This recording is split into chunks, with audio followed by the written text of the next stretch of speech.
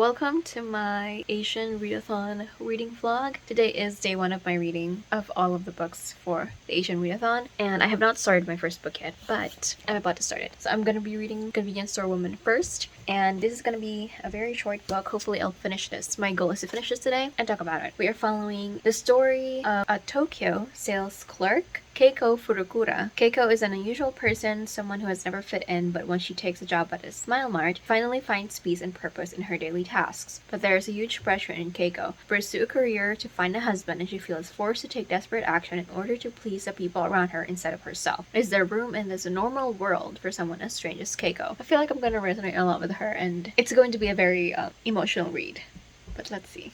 Hello! It's been a while since my last update for this one. I got through most of the books for this readathon really quickly, and I was like, okay, I'll update, and I kept forgetting, so it's coming in a little bit late. So I finished Convenience Store Woman by Sayaka Murata the same day that I started it, because this is very short. I went to Goodreads to put this on my, to read or currently reading. I saw a review from one booktuber that I follow, and she mentioned that, or she said something along the lines of, if I read one more white reviewer call this quirky or funny or hilarious, I'm going to lose my mind.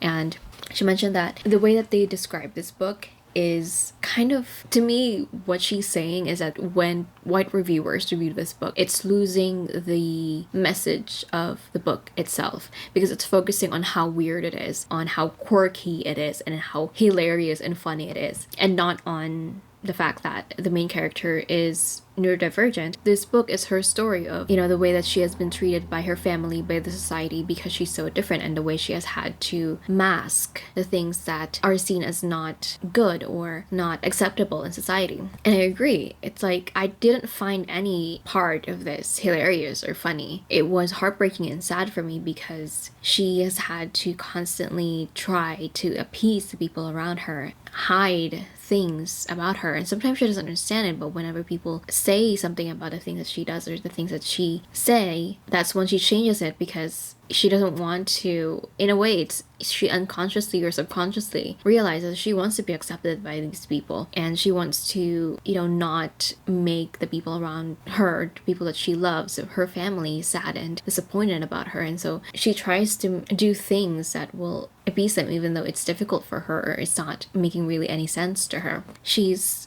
most of the time taking advantage of, because she doesn't fully understand, different kinds of social interactions and different layers underneath that. And I don't find any of it funny or quirky. I was sad and frustrated upon finishing this book because of the things that the character has to go through. And yeah, I agree with the reviewer. It's not quirky. It's not weird or hilarious. That's not the point of the story. The point of it is, this person who's neurodivergent, this is what she's going through, and this is what society is telling her that she should be doing. So it's sad. It's not funny at all. So yeah, this made me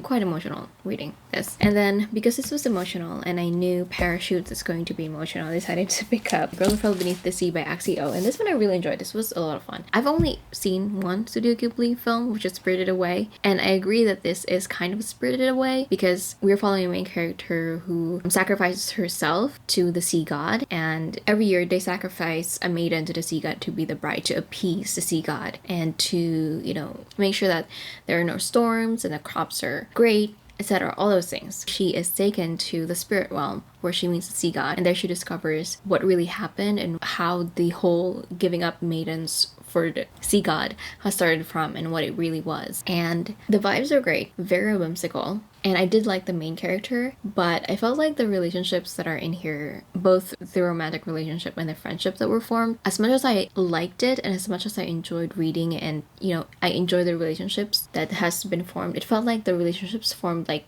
that. And I was just like, I needed to see how the relationship, how they became friends, how they fell in love, because suddenly they're like really good friends. Like just one moment of them kind of having that moment of realizing or understanding each other, and then they're like really good friends. And I love the friendship, I do, but I couldn't really fully appreciate it because I didn't see how they got point A to point B, So I really enjoyed this. Very cute, and I can definitely see this like a Studio Ghibli film of a sort.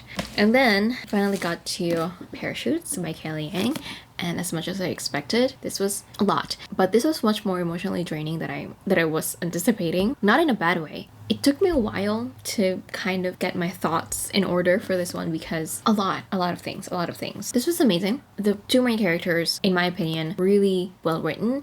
They're both characters that I can't help but root for, even though they are obviously imperfect. They have their own faults, but they also have their own strengths. They also have their own like potentials, and the things that they go through, I didn't realize, or I didn't really know about parachutes before. They're the kids of the rich Chinese people that are sent to the US to study. The things that their children go through, mainly in a sexual harassment form. There's a content warning. It says this book contains scenes depicting sexual harassment and rape. So trigger warnings for that one, content warnings for that one if you're very sensitive to that, because yeah, there is on page sexual harassment and rape. So be very careful with this. And so that's why it's very personal to me too, because as a woman, sexual harassment is something I experience a lot. As a teenager, someone who's young, it's very easy to be scared about, you know, the repercussions of talking about sexual harassment, especially in Asian cultures, because talking about sex is taboo. Like, I personally never had any like sit down, none of us siblings ever had like that sit down moment or sit down. We weren't ever sat down with our parents to talk about sex and stuff. We weren't given like books about sex education. The things that I know about sex, I learned on my own. And it's not a very good place to start because I didn't know which one is a good book to learn from. And a lot of the books that I read were fiction and not really nonfiction. It's only once I was way older than I should be that I started to, you know, learn about things about sex from better sources. And there's a lot of connotations to that. Taboo in the Asian culture is also combined with the fact that they're in high school and they're preparing for college, and they have to be very careful about this will affect their future. They're going to carry it for the rest of their lives, and it's going to be a decision of, are they going to speak out about it or are they going to hide it just to avoid it getting complicated and getting their education and professional life affected. A lot of things. And of course, you know, there's a certain trust towards the people around us that are supposed to care about us, and, you know, we trust them and we feel safe. We should be feeling safe about them, and that we should be able to like open up and tell about and say these things and get support. But sometimes, most of the times, that's not what happens, and that's really frustrating. That's really sad, and that's also another thing that affects the way someone might speak out about what they're experiencing. And so it's something that I relate to so much. So it was very difficult for me to read, and just after reading it, it was just like, this is the reality for all women, and not just Asian women. This is the reality for all women, especially young women. It's a hard book to read, but it's a very important book to read. And again, the characters are written so well. They're not perfect, but you can't help but root and care for them and want their development and their betterment, and just want them to be better and get better and grow. So it's parachutes.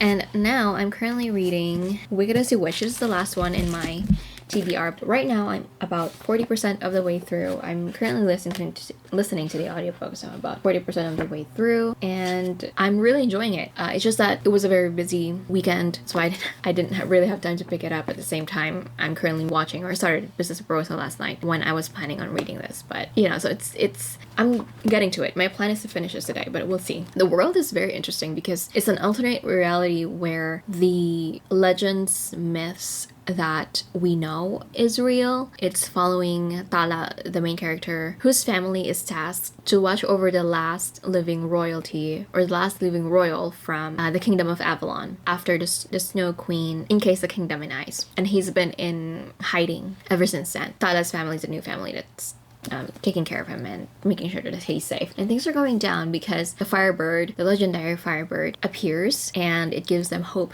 that maybe they can save Avalon. And it's been very action-packed, and it's only been 40%. There's already a lot of things happening. Even in the first like 30%, already things are happening. And I'm really enjoying the inclusion of the different, you know, legends and myths from around the world, not just the Filipino myths or the Western myths and legends that we have. There are also like a few Asian ones so far because of the characters that we also have here.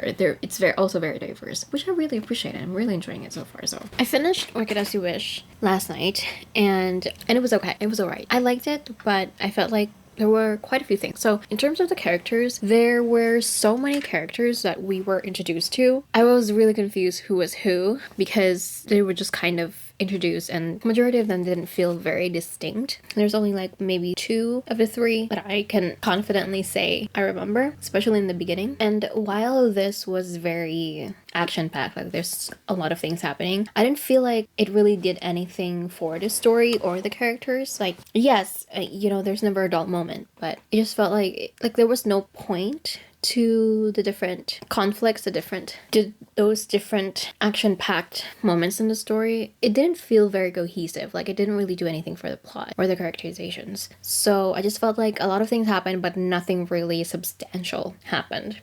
We didn't really get to know the characters very well. Tala definitely, I felt like, you know, she was the main character, and so we get to follow her, and we got to know her much more than any of the other characters. But then at the same time, it feels like there's just so many things that we could also get to know more about Tala, and definitely so much more with the other characters. It just felt like kind of flat, like very surface level. Like we didn't really get into it very much. I think it attempted to do that a little bit, but I don't think it succeeded because I can't tell you much about any of these characters if you ask me anything about them outside of, you know, when they were introduced. That's all that I can tell you about them, and I'm bad at recalling. That's true.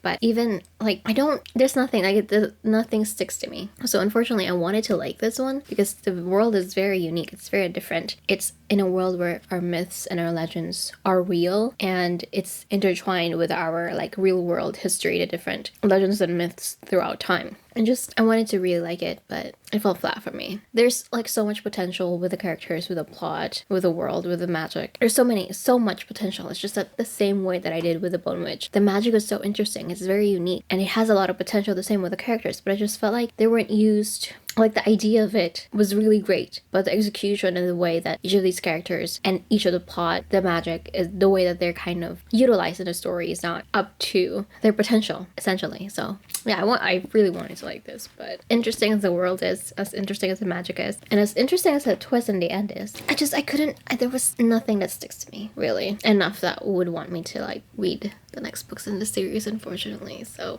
yeah. Hello, so in my update for this one, I cut it out, but I stated that I was planning on reading more because I finished it really fast. Things got really busy since then. I have a new part-time job, which I'm slowly thinking of transitioning into a full-time job, which is going to take up a lot of my time. So, and it has taken quite a lot of my time too. This is the end of the vlog. I'm not going to be adding any more books like I had initially mentioned. But yeah, that is it for this video. I hope you guys enjoyed, and I will see you on the next one.